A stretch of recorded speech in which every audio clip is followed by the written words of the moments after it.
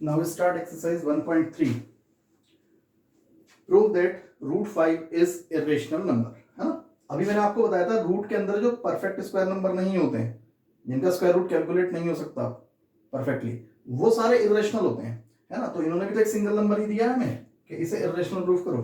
तो ऐसे प्रूफ्स को करने के लिए हमें जो मेथड अप्लाई करना होता है, we know that it is irrational, तो डायरेक्ट थोड़ी लिख देंगे as we know that root 5 is not a perfect square so it is irrational, तो भाई नंबर भी ऐसे ही मिलेंगे, तो ऐसे थोड़ी प्रूफ होगा। अब देखो प्रूफ हम इसको कैसे करते हैं, तो इसके लिए एक मेथड हम यूज करते हैं जिसे कहते हैं मेथड ऑफ कॉन्ट्रडिक्शन, है ना? कौन सा मेथड? Method of contradiction.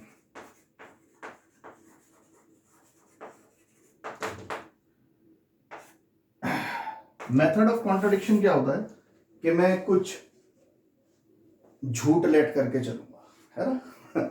झूठ लेट करके चलूंगा, मतलब मैं झूठ का मतलब यहाँ पे गलत से है, कुछ गलत लेट करके चलूंगा और फिर जो मैंने लेट किया था बता दूंगा ये तो झूठ था। इट मीन्स फिर सच क्या है जी, ये कह रहा है ना? तो इसको कहते हैं मेथड ऑफ कॉन्ट्रडिक्शन। ये कोई न्यूमेरिकली मेथड नहीं है। न्यूमेरिकल कभी आप सोचो सर कोई फॉर्मूला लिख देंगे मेथड का फॉर्मूला कुछ नहीं है ना? तो कॉन्ट्रडिक्शन के अकॉर्डिंग हम इसको प्रूफ कर सकते हैं, यानी मैं कुछ गलत लेट करके चलूंगा और अपनी बात को गलत दिखा दूंगा, तो मेरी बात गलत है तो इसका मतलब ये ठीक कह रहा है, तो ये इरेशनल हो जाएगा। देखो कैसे कैसे करते हैं प्रूफ। बहुत अच्छे क्वेश्चंस हैं, 99% चांस रहते हैं पेपर में ये आते रहते हैं बोर्ड के अंदर, बहुत ध्यान से समझिएगा। एक क्वेश्चन का प्रोसीजर समझ लो, रूट 5 जैसे मैं समझा रहा हूं, आप root 2 root 3 root 6 root 7 root 8 11 जितने भी हैं सबका सेम प्रोसीजर है, सिर्फ डिजिट्स चेंज होती जाएंगी, स्टेप टू स्टेप लिखना हमें यही है। देखिए कैसे करते हैं। तो कॉन्ट्रडिक्शन के अकॉर्डिंग मैं लिख रहा हूं लेट इफ पॉसिबल, अगर हो सकता है, लेट इफ पॉसिबल कि रूट 5 इज रेशनल। देखो उसने कहा इरेशनल प्रूफ करो, तो मैं एक पॉसिबिलिटी लेकर चल रहा हूं कि रूट 5 कैसा नंबर है, रेशनल। मैंने कहा ना कंट्राडिक्शन, मैं कुछ गलत लेकर चलूंगा और बता दूंगा कि वो झूठ था, तो मैं वही काम करूंगा यहां पे। तो रूट 5 को मैंने कैसा नंबर लेट करा, रेशनल, तो then it is in the form a upon b। भाई रेशनल है तो rational number a upon b की फॉर्म में होते हैं, where b does not equal to 0। b कैसे होगा? Does not equal to 0 and a and b are coprime numbers, है ना? कोप्राइम नंबर्स ब्रैकेट में लिख रहा हूं जिनका HCF हाईएस्ट कॉमन फैक्टर क्या होता है? 1। वो नंबर्स कोप्राइम होते हैं जिनका हाईएस्ट कॉमन फैक्टर 1 होता है ना? रेशनल नंबर में a और b जो आपके पास है, a अपॉन b एक रेशनल नंबर है ना? तो a is integer and b is also integer, but उसमें भी a और b दोनों कैसे होने चाहिए? कोप्राइम। मैं कहना क्या चाह रहा हूं उसको समझाता हूं। सपोज मैंने ये लिखा 25 अपॉन 30, एक नंबर लिया, है ना? क्या ये रेशनल है? हाँ रेशनल है, बट अभी अपनी सिंपलेस्ट फॉर्म में नहीं है। रेशनल भी हम तब ले जाते हैं जब वो सिंपलेस्ट फॉर्म में हो, जब वो कोप्राइम की फॉर्म में आ जाए। देखो कैसे, अभी ये कैंसिल आउट हो सकता है, ऊपर 5 5 नीचे 5 6, अब ये और आगे कैंसिल आउट नहीं हो सकता। तो अगर मैं इनको इनके प्राइम फैक्टराइजेशन की फॉर्म में लिखूं तो इसको लिख सकते हैं 5 इंटू 1 और इसको लिख सकते हैं 3 इंटू 2 इंटू 1। तो अगर मैं इनके कॉमन फैक्टर देखूं न्यूमरेटर और डिनोमिनेटर के, तो सिर्फ 1 आना चाहिए। तो मैंने ये लिखा है कि ए और बी ऐसे कोप्राइम नंबर होंगे यहाँ पे कि जो जिनका HCF क्या हो 1, यानी वो कोप्राइम नंबर्स है। ठीक है, यही ये बात ही मेरे कंट्राडिक्शन के लिए बहुत हेल्प करेगी मुझे। देखो कैसे हेल्प करेगी, अब हम शुरू करते हैं। तो दिस इंप्लाई, अब ध्यान से देखो, हमने कहा रूट 5 एक रेशनल नंबर है तो वो a अपॉन b की फॉर्म का होगा, यानी root 5 is equal to a rational number a upon b,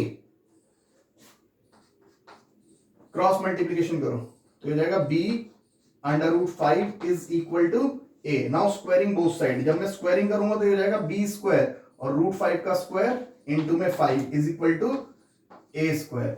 हम इसको ऐसे लिख सकते हैं, इसको इक्वेशन फर्स्ट कह दीजिएगा, हम इसको ऐसे लिख सकते हैं b square is equal to a square upon 5 को अगर मैं यहां पे ले आऊं, ठीक है, तो यहां पे एक थ्योरम अप्लाई होगी जो मैं लिख रहा हूं, दिस इंप्लाई, मैंने लिखा 5 डिवाइड्स ए स्क्वायर, देखो ए स्क्वायर के डिवाइड में 5 है तो 100% उसको डिवाइड करेगा।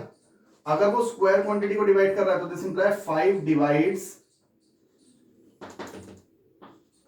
ए ऑल्सो, वो ए को भी तो डिवाइड करेगा। ये भी एक थ्योरम है कि अगर कोई नंबर जैसे 625 है और ये 5 से डिवाइड हो रहा है, किससे डिवाइड हो रहा है? 5 से एग्जैक्टली डिवाइड होगा, तो क्या ये किसका स्क्वायर है? 625 25 का ही तो स्क्वायर है। तो कहने का मतलब कि 25 का जो स्क्वायर है वो 5 से डिवाइड हो रहा है, तो क्या 25 सिंपल 25 भी तो 5 से डिवाइड होगा, नहीं होगा, है ना? तो ये भी एक थ्योरम होती है। तो बिल्कुल सही कर रहे हैं कि मैंने लिखा 5a स्क्वायर को डिवाइड कर रहा है किसी स्क्वायर क्वांटिटी को, तो उसकी सिंपल क्वांटिटी को भी तो डिवाइड करेगा जिसका वो स्क्वायर है। ठीक, तो ये थ्योरम है। तो 5 यहां किसको डिवाइड कर रहा है? a को। तो दिस इंप्लाई 5 अगर a को डिवाइड कर रहा है तो इसका मतलब 5 is a factor of a। कोई नंबर अगर किसी को डिवाइड करता है, जैसे यहां पे मैं कह रहा हूं 5 25, 5 ने से पूरा कैंसिल कर दिया, तो इसका मतलब 25 का फैक्टर कौन था? 5, जब भी तो पूरा कट रहा है। इसी तरीके से अगर मैं कहूं 24/6, तो 6 इसको 4 टाइम्स पूरा काट रहा है, तो इसका मतलब 6 जो है किसका फैक्टर था? 24 का। तो यहां सही लिखा 5 is a factor of a। पहली चीज आई। अब ध्यान से देखो, 9 a स्क्वायर किससे डिवाइड हुआ था? यहां पे सॉरी, a किससे डिवाइड हुआ था? 5 से, है ना? a divides 5।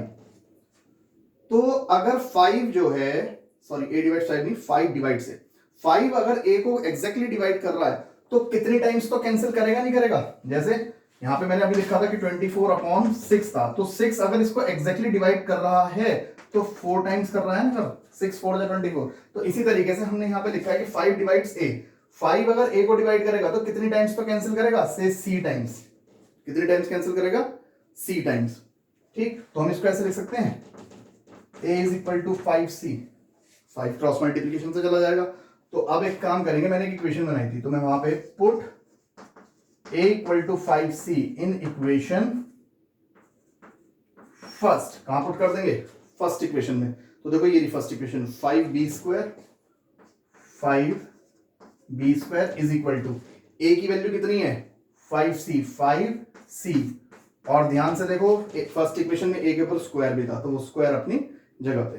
तो देखो 5b square is equal to 25c square.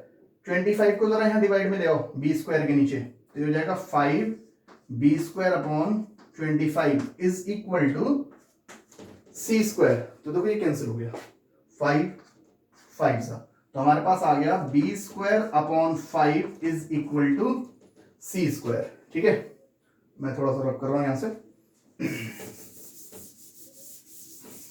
अब देखिए इसके आगे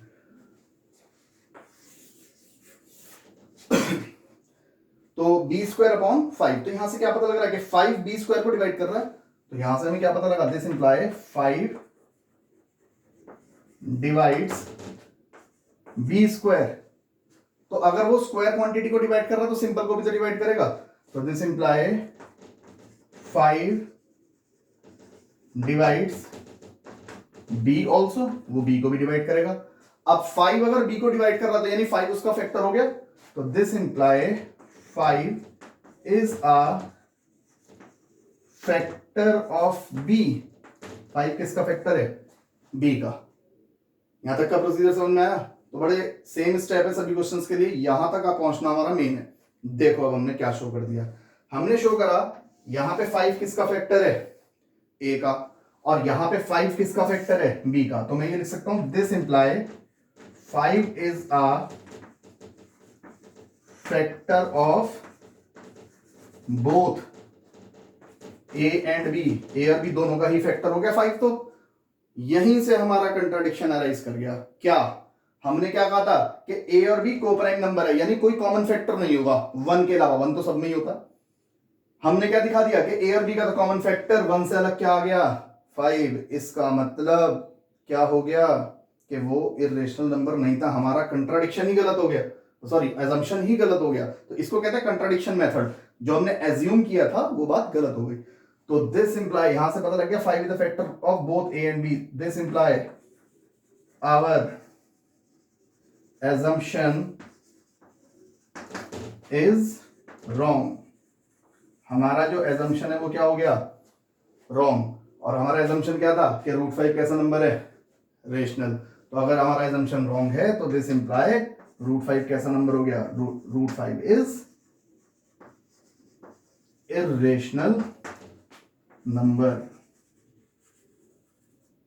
ठीक है, हमें ये प्रूफ करके दिखाना था कि रूट 5 कैसा है। तो इसे कंट्राडिक्शन का मेथड करते हैं कि मैंने रेशनल लेकर चला, रेशनल को मैं करता गया, रेशनल है तो ए और बी का कोई फैक्टर नहीं होना चाहिए, जबकि मैंने शो कर दिया कि ए और बी का तो 1 से अलग एक फैक्टर आ रहा है, ए और बी का फैक्टर 1 से अलग नहीं होना चाहिए, क्योंकि हम इनको कोप्राइम नंबर लेकर चले थे, रेशनल नंबर जो थे। और हमने दिखा दिया कि एक उसका कॉमन फैक्टर 5 है 1 के अलावा। इसका मतलब हमारा एजम्पशन रॉन्ग हो गया। और हमारा एजम्पशन अगर गलत है तो इसका मतलब रूट 5 कैसा नंबर है, it is a irrational number. This is the criteria to show how to show the given number is irrational. तो दिस इज द क्राइटेरिया। तो पेपर में अब ये आप यहाँ पे पॉज करके वीडियो और इसको कॉपी कर लीजिएगा। मैं इसी में यही चेंज करके आपको बता रहा हूं कि सपोज पेपर में उन्होंने नंबर चेंज करके दे दिया कि prove that root 3 is irrational, तो procedure is same, let if possible. Language में कोई चेंज नहीं करेंगे आप, language as it is. Root 3 is rational number, let करके चलो ए अपॉन बी की फॉर्म में होगा, ए और बी को प्राइम होंगे। ठीक है, then root 3 is equal to a upon b square. आप क्रॉस मल्टीप्लीकेशन करेंगे तो बी यहां आ जाएगा, जब आप स्क्वायरिंग करेंगे तो रूट कैंसिल हो गई, ये 3 हो जाएगा। 3 को आप डिवाइड में लेके जाओगे तो 3 डिवाइड्स, देखो 3 किसे डिवाइड कर रहा है, ए स्क्वायर को, तो 3 डिवाइड ए स्क्वायर, तो 3 डिवाइड करेगा किसे, ए को भी, यानी 3 किसका फैक्टर आ जाएगा, ए का। प्रोसीजर बिल्कुल सेम है, कोई भी नंबर आ जाए नंबर चेंज हो जाएगा 3 डिवाइड से। अब अगर 3 डिवाइड कर रहा है ए को, 3 किसको डिवाइड कर रहा है, ए को, तो 3 कितनी टाइम्स तो कैंसिल करेगा, 3 के टेबल में कितनी बार तो आता होगा, से सी टाइम्स। तो जब आप क्रॉस मल्टीप्लाई करोगे तो क्या हो जाएगा, 3c। ठीक, put a equal to 3c in equation first. जब आप 3c पुट करोगे तो ध्यान से देखो, फर्स्ट इक्वेशन में क्या था, 3 टाइम्स ऑफ बी स्क्वायर, तो ये क्या था आपके पास 3 टाइम्स ऑफ बी स्क्वायर, और ए की जगह रिप्लेस करा हमने कितना, 3c, ये 3c। जब आप स्क्वायर करोगे, चलो ये तो आपका 3 था यहां पे, जब आप स्क्वायर करोगे तो 3 का स्क्वायर कितना आएगा, देखो 9। ठीक, फिर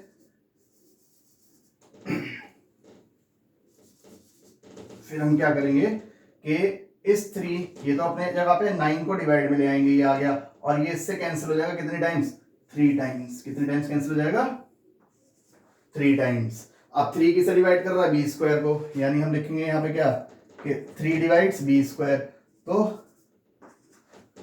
3 डिवाइड्स बी ऑल्सो, 3 बी को भी डिवाइड करेगा, तो इसका मतलब 3 क्या आ गया, बी का फैक्टर। अभी दिखाया था 3 ए का फैक्टर, बिल्कुल सेम 3 किसका आ गया, बी का फैक्टर। इसका मतलब 3 is a factor of both a and b, तो आवर assumption इज रॉन्ग। फिर हमारा assumption गलत हो गया, जबकि हम क्या कह रहे थे कि ए और बी का कोई कॉमन फैक्टर, यानी कोप्राइम नंबर है, 1 से अलग कोई कॉमन फैक्टर नहीं होगा, और यहाँ पे 1 से अलग एक कॉमन फैक्टर 3 भी आ रहा दोनों का। इसका मतलब आवर assumption इज रॉन्ग, हमारी बात गलत हो गई।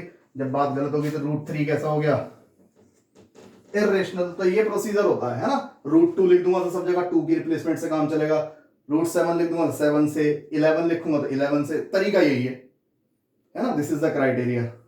तो आप इसको कई बार करें, प्रैक्टिस बनाए, आपको क्लियर हो जाएगा। तो now pause the video and note it down.